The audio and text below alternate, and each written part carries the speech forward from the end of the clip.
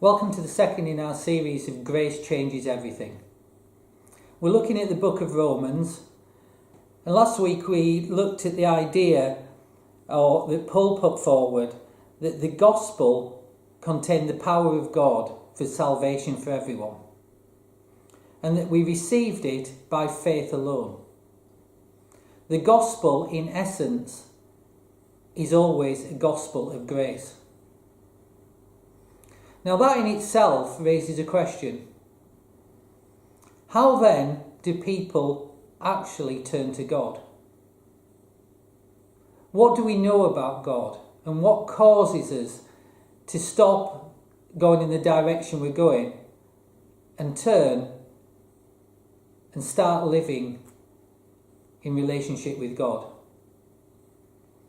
Before we look at that, I just want to go back to our old friend Martin Luther. It's 500 years this year, 2017, since Luther pinned the 95 Theses to the door and started a revolution right across the world. Luther's father was wealthy. He was a self-made man. He owned a copper mine. And out of that, the proceeds of that and that wealth, he decided that he would educate his son. Eventually, Luther went to university at a very young age. He obtained a degree in only 1 year, and a master's was soon to follow.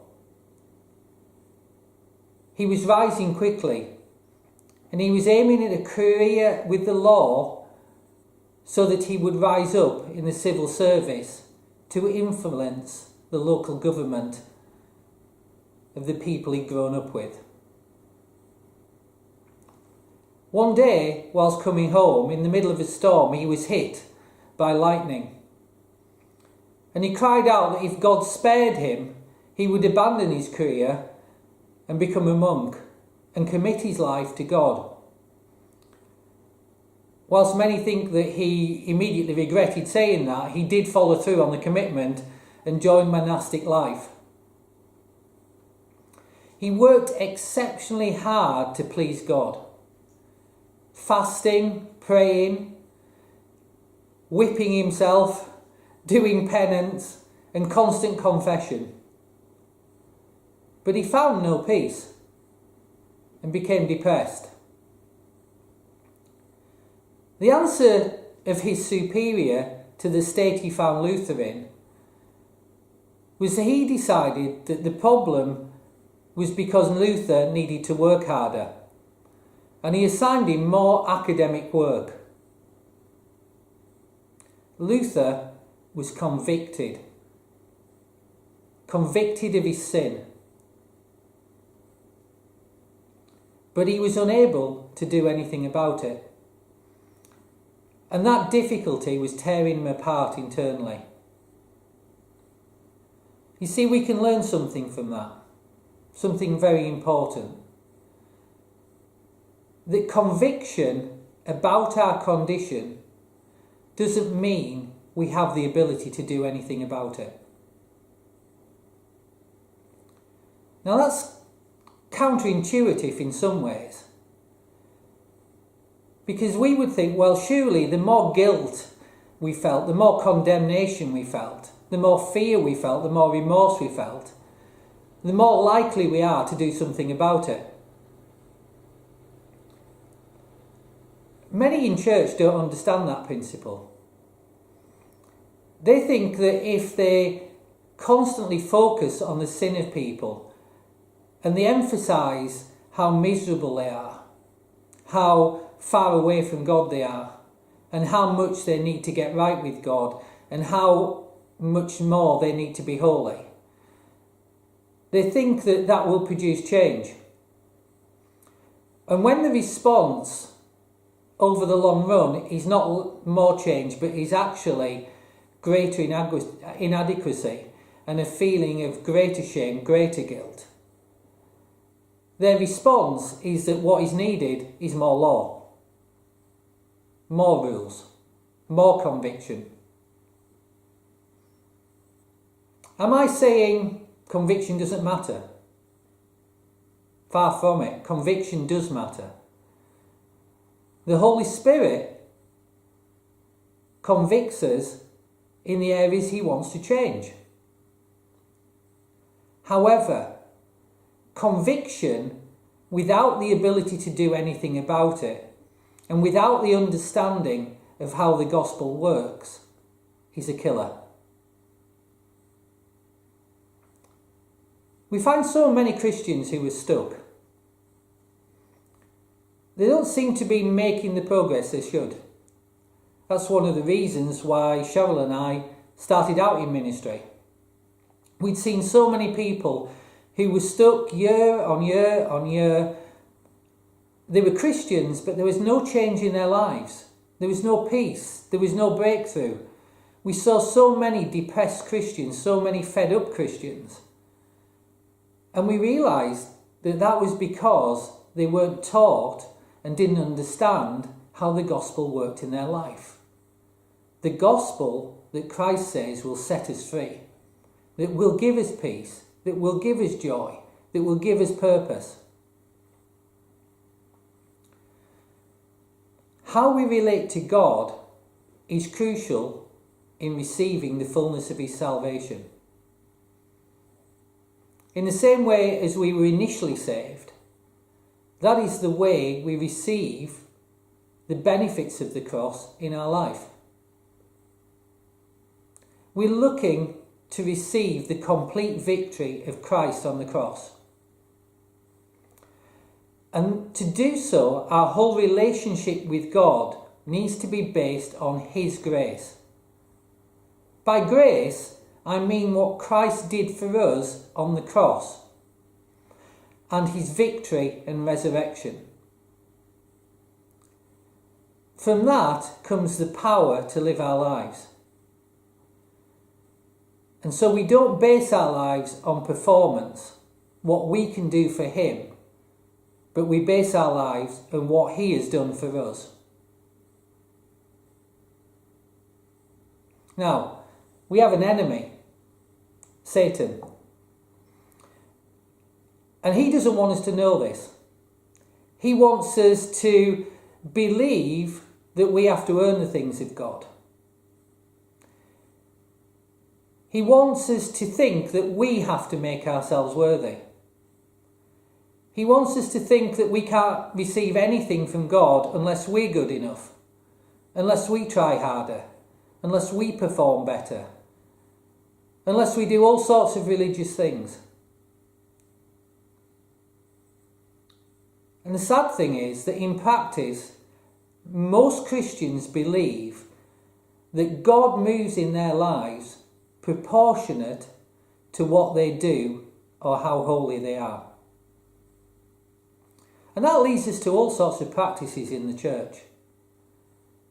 We think that things like, if we do more, if I'm more holy, if we had more passion, if we prayed harder, if we prayed longer, if we prayed stronger, if we prayed louder, then God would move.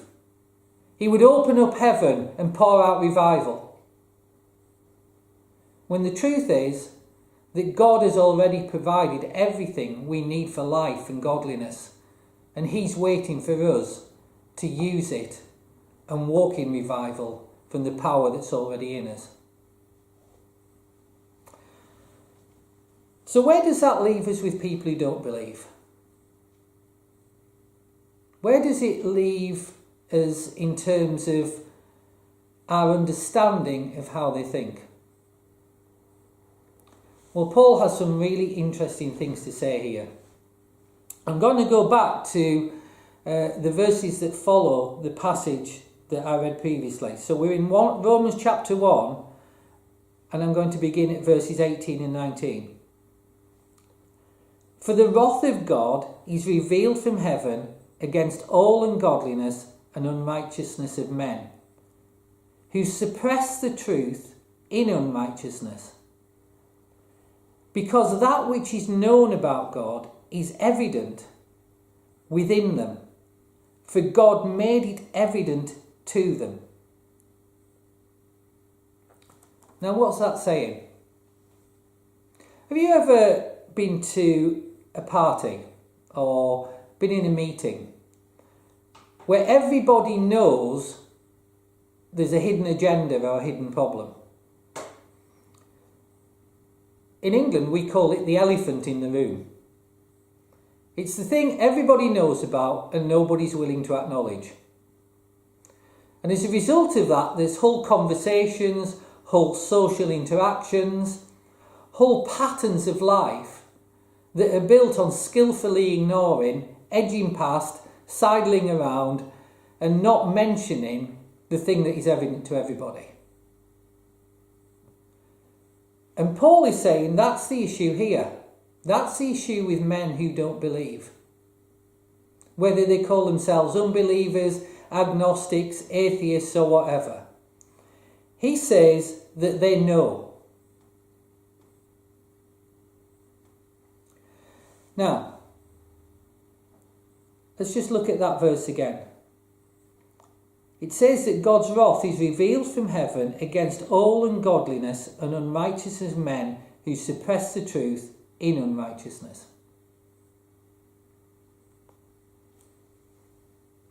When he uses that word ungodliness, what he's referring to is wickedness in thought and actions and motives. And when he talks about unrighteousness, he's referring to injustice, wrong, and putting our own comfort before the good of others.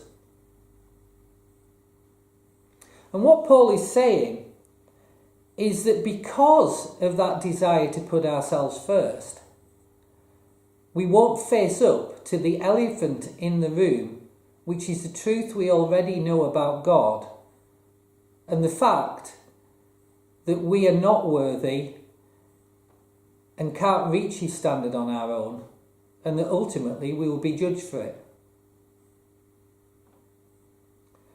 And Paul says that rather than face that elephant in the room, what men do is that they suppress the truth.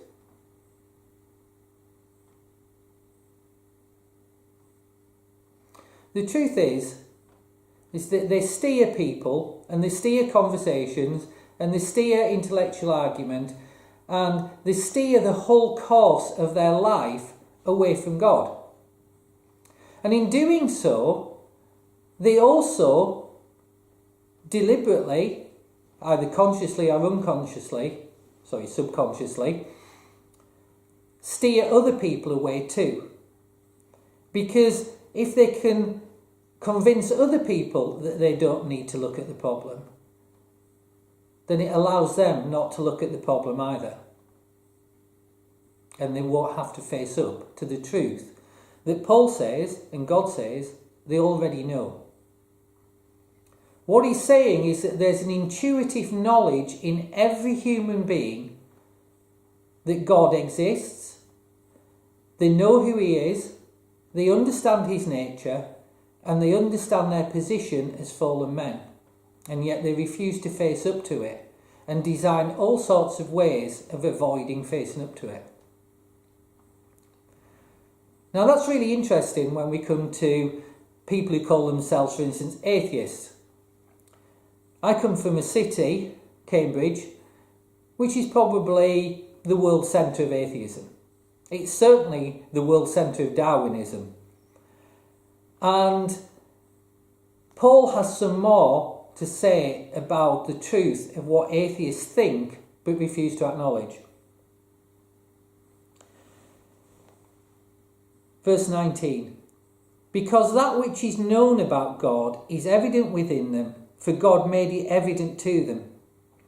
For since the creation of the world, his invisible attributes, his eternal power and divine nature have been clearly seen, being understood through what has been made, so that everyone is without excuse.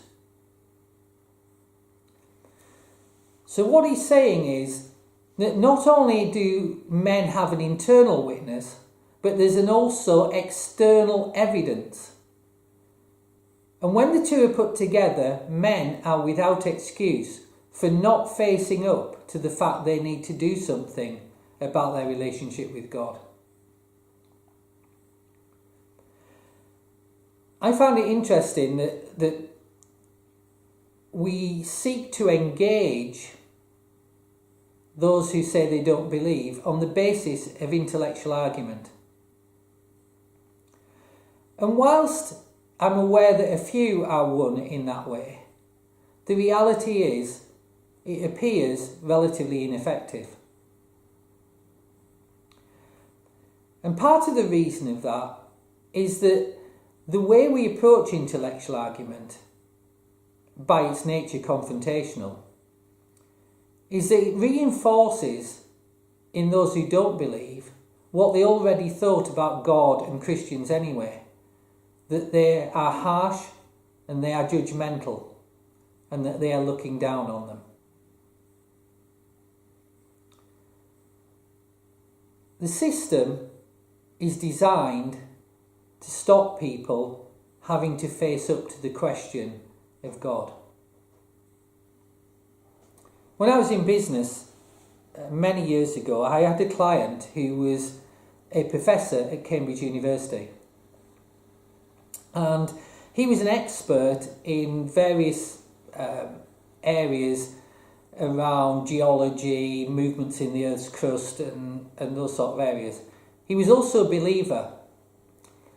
And although it might seem odd, one day when I was chatting to him about his tax return, we got onto the topic of how being a believer worked in practice in terms of his role as a researcher and as a professor at the university. His answer was straightforward and at the time surprised me. He said, "It doesn't." And he went on to talk about how it was very difficult for him to get any form of funding, research grants, or even publication of anything that would contradict the accepted wisdom of evolution and the view of creation without a God. He said that the whole system was stacked to make that not possible. In fact, what he said is that many of the things he believed in his heart would be laughed at if he said those in public.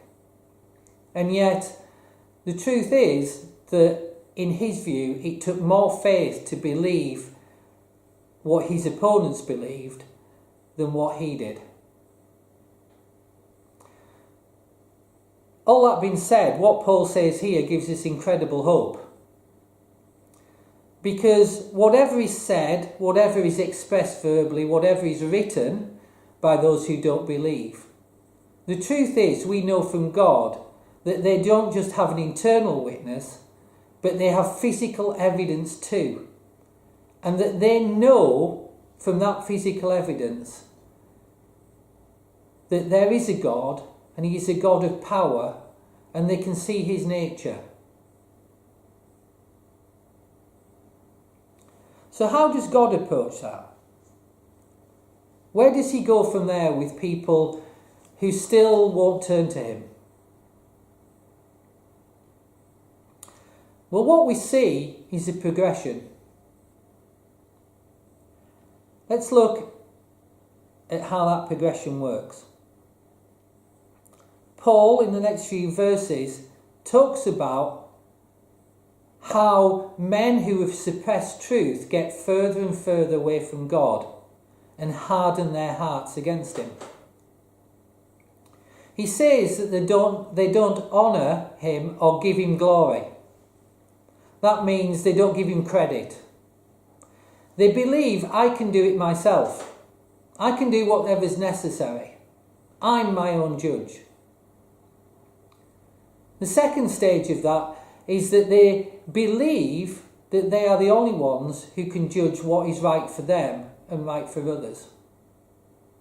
And in verse 21 we see this.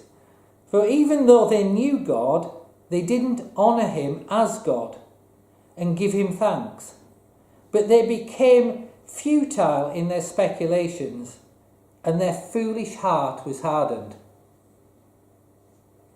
You see, that's the fruit of the elephant in the room, and the pressures of everyone around us to make us conform.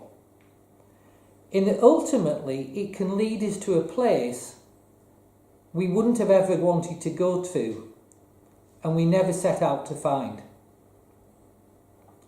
And in trying to handle things ourselves, we reinforce the things we thought we could handle to the extent that it becomes evident that we cannot. Now let's go on to verse 24. Therefore God gave them over in their hearts to impurity, that their bodies might be dishonoured among them. They exchanged the truth of God for a lie, and worshipped and served the creature rather than the Creator, who is blessed forever. Amen. That's a strange phrase, isn't it? That God gave them over. That he gave them over to their lusts and their desires. Does that mean God's washed his hands of people? I think the first few times I read that passage, maybe more than a few times, I thought, yes, that's what it's saying. God's just washed his hands of people. But the truth is that that is saying the opposite. He lets us go. He lifts his covering from our lives. He lifts his protection from our lives. Not because he's washed his hands of us, but because he loves us so much. He loves us more than we can imagine. And he's prepared to let us go to the point of total rejection of everything he stands for and everything he is, in the hope that we would find out that we can't do life without him. And when we find we can't do life without him, we find him waiting there. He knows that it's only by seeing our true condition that we can turn to him. And he hopes that by us experiencing our arrogance and our belief that we can handle life ourselves, that we would realise that we can't, and that we need a saviour, and that we need him. He's prepared to go through the pain of seeing those he loves completely mess up and destroy their lives, because he knows that the last hope for us is that we would realise we cannot do it without him, and turn to him. And in turning, we would find not a God of wrath and judgment that we expected, but a God who loves us, a God who cares, a holy God who is passionate, merciful, and full of grace and truth.